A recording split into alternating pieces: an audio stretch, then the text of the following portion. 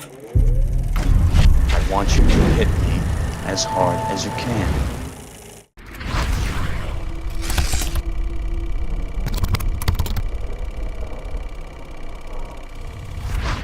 Hi, I'm Luke Ryan for JoBlo.com and welcome to Top 5 Movie Mistakes. Whether it's Citizen Kane or Troll 2, in every movie, somewhere along the way, someone has screwed up. Oh my God! We are now mere moments away from finally seeing Batman take on Superman on the big screen in live action in a movie that has been anticipated for over 25 years. And who will win this epic cinematic clash of the Titans? The Dark Knight or the Man of Steel?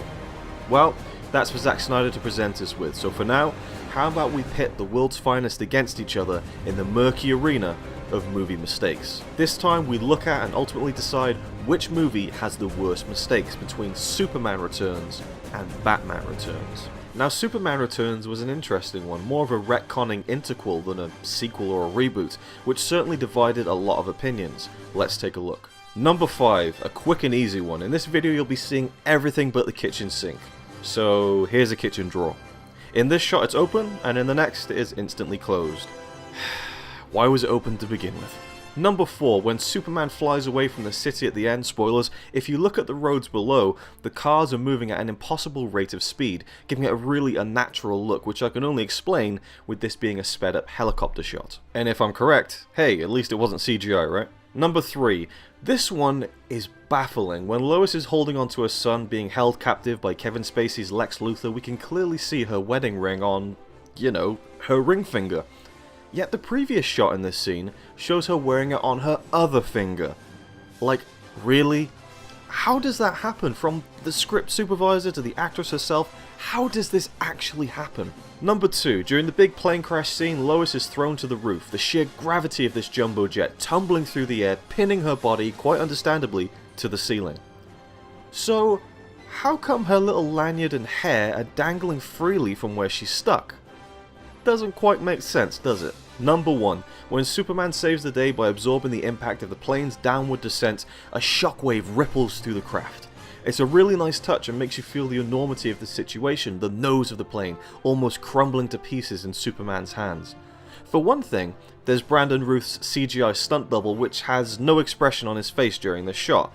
Then, when he places the plane safely on the baseball field, the nose of the plane is now in pristine condition. Then, as he floats over to the door to rescue the passengers, his body casts no shadows. And you know who's to blame for all this stuff?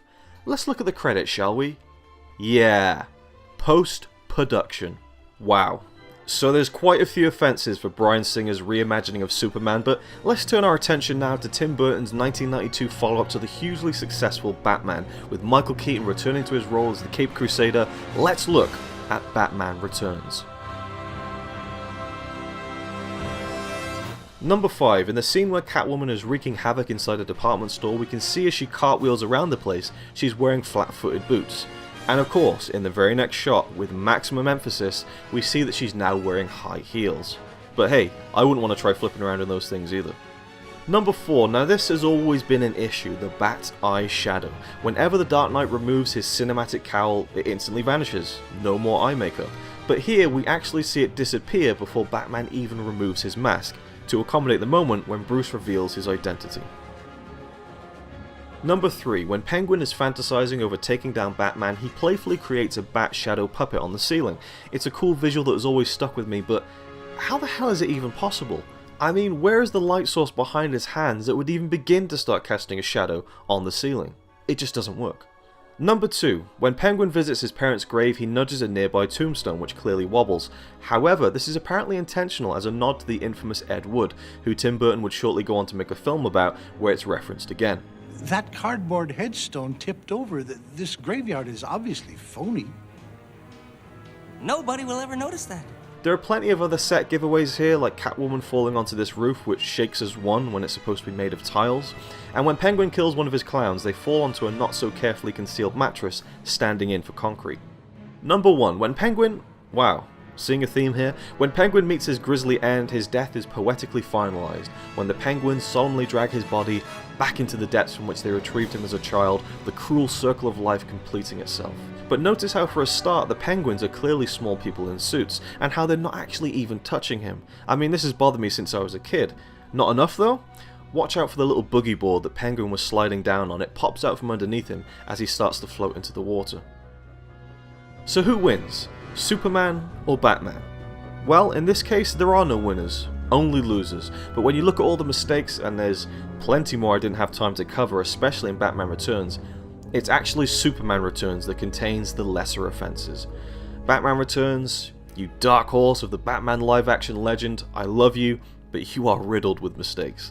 Superman Returns, well done for winning this one, but it ain't much of a victory. Post-production. Jesus.